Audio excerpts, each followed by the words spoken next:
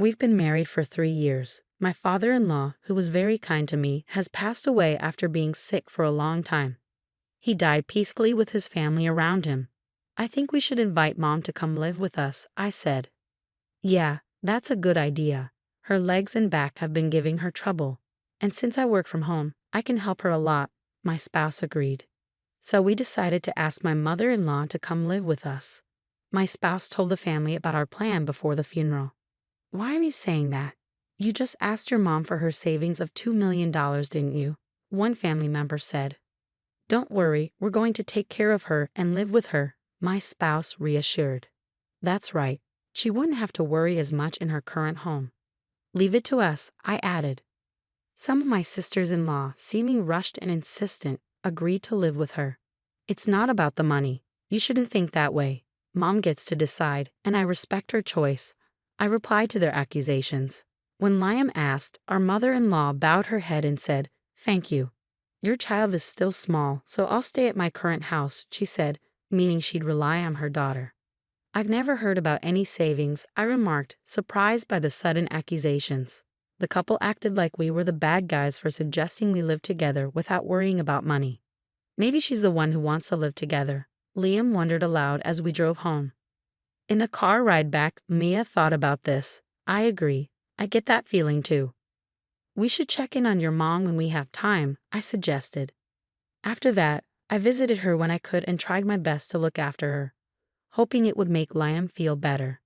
But within a few months, their attitude towards my mother-in-law changed a lot. One day, when I stopped by during a break from work, my sister-in-law was there. She grabbed the cake I brought as a gift and checked it. After she seemed satisfied, she suddenly told me to come inside. Oh, Amber, you're here to visit, my mother-in-law greeted. I got a cake you like. Please have some later. Thank you, I replied. I noticed she was wearing the same clothes as yesterday. If doing laundry is hard for you, I can take it home, wash it and bring it back, I offered. Maybe you're struggling with housework because you're not feeling well physically, I suggested. I'm concerned because only their laundry is usually hung outside, and I'm worried she's losing weight. If she's eating 3 meals a day, this shouldn't be happening. I'm fine, Emma, thank you, my mother-in-law insisted, trying to avoid worry.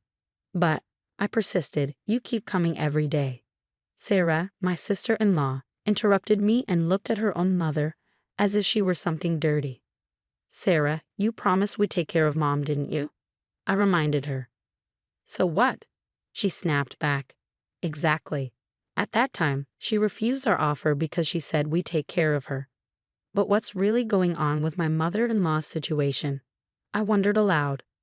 Because Mama's savings were used to buy a new car, so now she's a poor old woman with no money. Get it? You wanted to call her in, but it costs money now, so you don't want her anymore, Sarah accused, her tone accusatory. What the heck, saying things like that? I exclaimed, feeling guilty for not taking my mother-in-law in earlier. She sat behind me, looking uncomfortable. She's your real mother. It's shocking that you can talk about money like this, especially after she spent her hard-earned savings. Please be careful with your words when you say you don't need her. Please think more about Mom, I urged.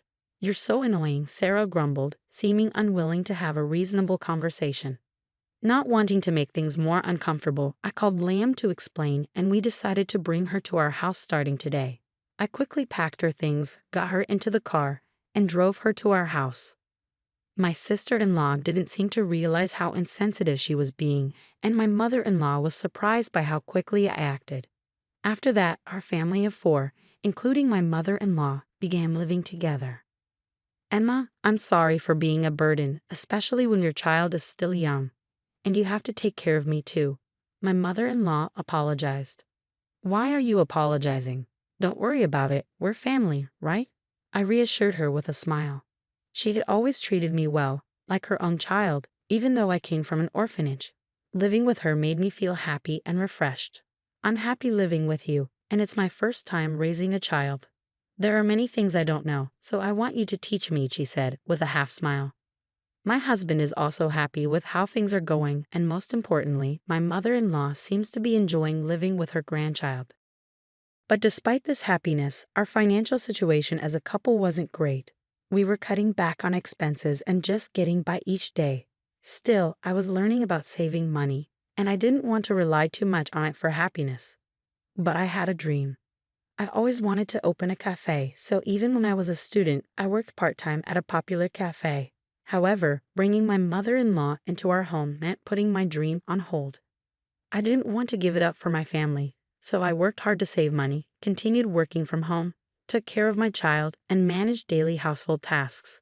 One day, about 6 months after my mother-in-law moved in, she called me in a serious tone. "Eva, please come here," she said. "Yes, what is it?" I asked as I approached. She handed me a thick envelope. "This is for your living expenses.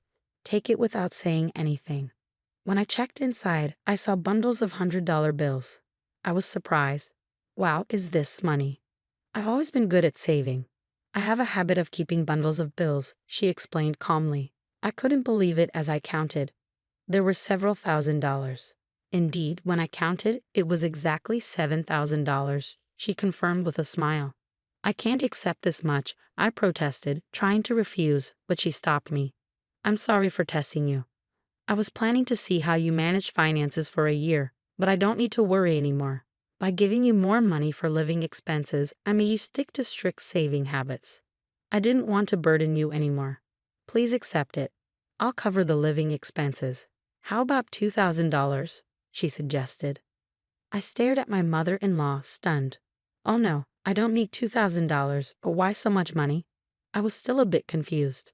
She explained that she won the lottery and started studying popular investment strategies. It turned out to be profitable. She actually had $80,000 in savings in a bank account and invested in stocks through the bank. My sister-in-law, hoping to inherit money from her father, set up a fake $20,000 to test their financial responsibility. When she gave them $200,000 for their future expenses, they couldn't make it last even a week. Even my father-in-law, before he passed away, was aware of my sister-in-law and her husband's spending habits. He mentioned the possibility of cutting them off if they tried to take all his inheritance. My mother-in-law thought it might happen. "But you don't put money first," my mother-in-law continued. "I was surprised but really happy when you refused to take the money out. That's why I want you to accept it. And I also want to help you achieve your dream." My mother-in-law must have heard about my dream from my husband. But is it okay to accept her generosity? I wondered.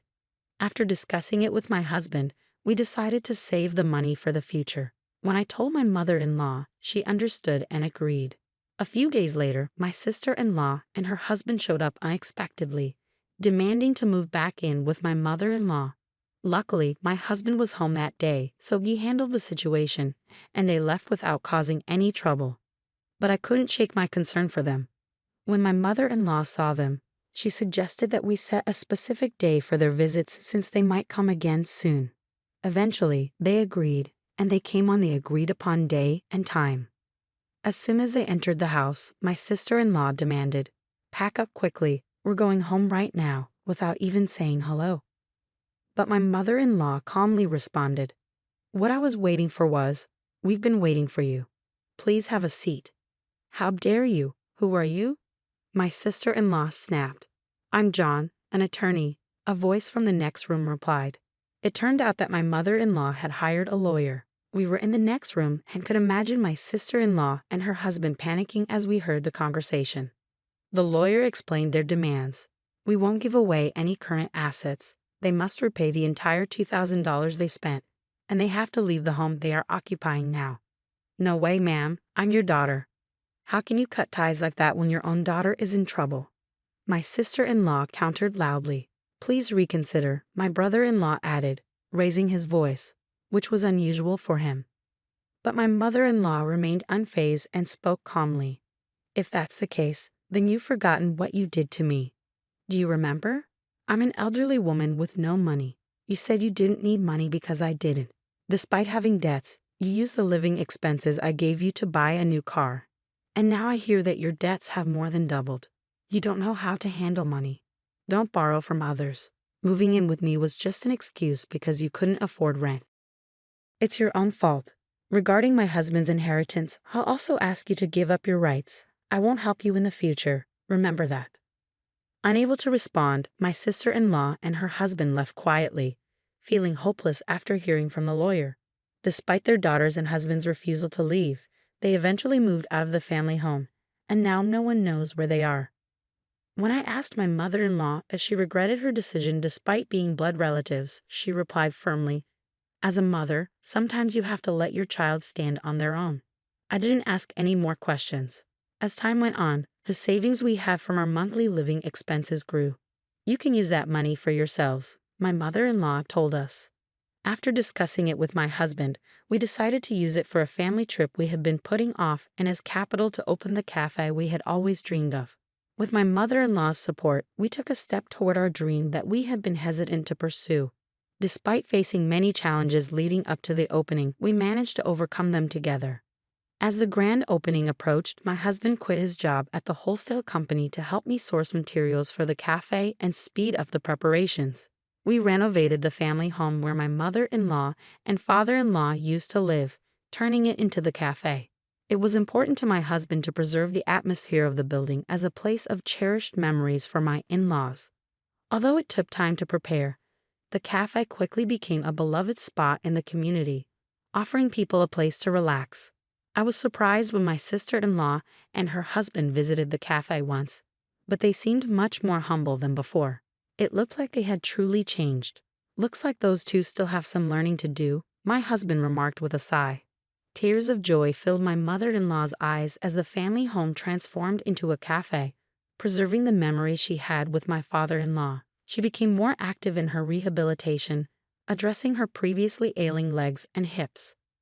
When she felt confident in her physical condition, she put on the same apron as us and stood behind the counter, looking vibrant and alive.